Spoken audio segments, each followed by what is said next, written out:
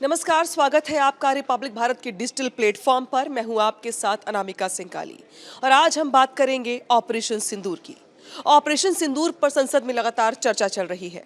प्रधानमंत्री मोदी से लेकर तमाम विपक्ष के नेताओं ने ऑपरेशन सिंदूर को लेकर अपनी अपनी बात रखी।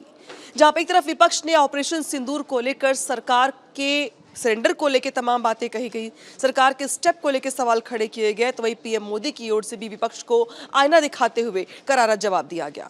लेकिन इस बीच विपक्ष के नेताओं के कई बयान ऐसे हैं जिनको लेकर चर्चाएं चल रही हैं और लोग सवाल पूछ रहे हैं कि क्या विपक्ष पहलगाम हमले को लेकर सिर्फ घड़ियाली आंसू बहा रहा है। ऐसा इसलिए क्योंकि जिस तरीके से संसद के मॉनसून सत्र में जब ऑपरेशन सिंदूर को लेकर चर्चा की बात आई तो उस चर्चा के पहले ही पी चिदंबरम की ओर से कुछ ऐसा बयान सामने आया जो सवालों के घेरे में खड़ा हो गया। पी चिदंबरम ने कहा कि इस बात के क्या सबूत है कि पहलगाम हमले में जो आतंकी थे वो पाकिस्तान की ओर से ही आए थे।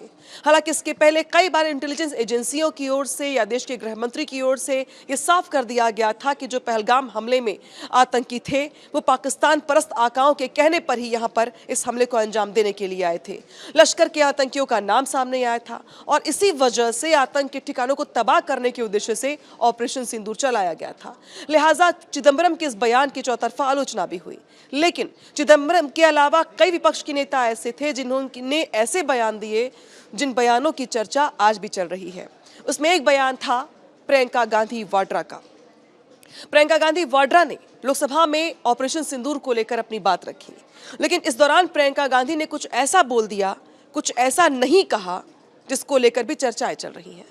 प्रियंका गांधी की ओर से बैसरन घाटी में मारे गए तमाम लोगों को, टूरिस्टों को भारतीय कहा गया, जबकि ये बात सभी जानते हैं कि जो लोग वहां मारे गए थे उनकी ओर से गवाहियां दी गई, बयान दिए गए। सबने कहा चिल्ला चिल्ला कर कि हमसे पहले हमारा धर्म पूछा गया, इसके बाद गोलियां बरसाई गई। यानी कि धर्म पूछकर यहां पे नरसंहार किया गया पहलगाम हमले के दौरान बैसरन घाटी में। लेकिन प्रियंका गांधी की तरफ से संसद में ऑपरेशन सिंदूर पर बोलते हुए एक बार भी बैसरन घाटी में मारे गए लोगों को हिंदू नहीं कहा गया। उस दिन पहलगाम में 26 परिवार उजड़ गए। 26 लोगों को अपने परिवार के सदस्य के सामने मारा गया। 26 बेटे, पति, पिता गुजर गए। उनमें से 25 भारतीय थे। भारतीय थे।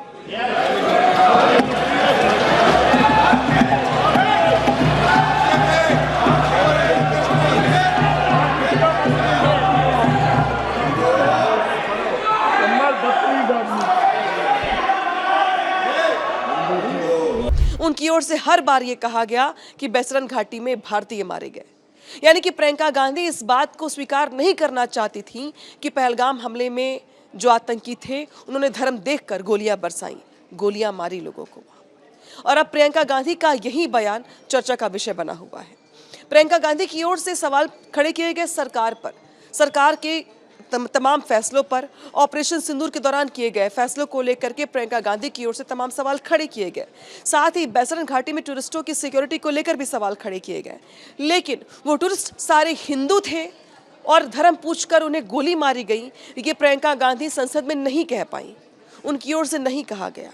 और इसीलिए सवाल पूछा जा रहा है कि ऑपरेशन सिंदूर के नाम पर चर्चा करने वाले या चर्चा की मांग करने वाले या ऑपरेशन सिंदूर को लेकर सवाल खड़े करने वाले विपक्ष के तमाम नेता क्या सिर्फ और सिर्फ घड़ियाली आंसू बहा रहे हैं?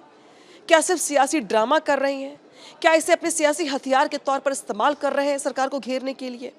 इसीलिए प्रियंका गांधी का ये बयान आज चर्चा में है। सोशल मीडिया पर भी चर्चा इसको लेकर की जा रही है।